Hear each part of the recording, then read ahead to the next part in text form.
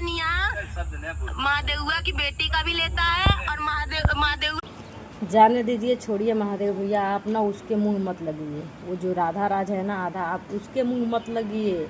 वो इतना गिरी हुई औरत है, मुझे ना आज पता चला। आज उसका जो गाली वाला वीडियो आप दिखा रहे हैं ना, वो वीडियो देखने के बाद जाहिर बात है कि पता चलता है ना कि वो किस ख़ानदान से, किस फैमिली से बिलोंग करती है। और यही है कारण कि अपने ससुराल में उसको टिकने नहीं देते हैं और एक दिन टिकती नहीं है।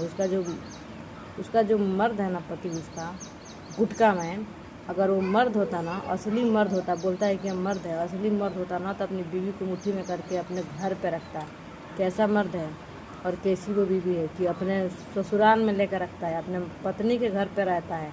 ससुराल वालों के भी सर पे बोझ बना बैठा होगा। आप उन लोगों के मुंह मत लगिए, हम यही कहना चाहेंगे। अभी गोरखपुरिया भाभी का तबीयत ख़राब है और उनका प्रेगनेंसी को लेकर के ये लोग नहीं चाहते हैं कि कुछ अच्छा हो, ठीक ना।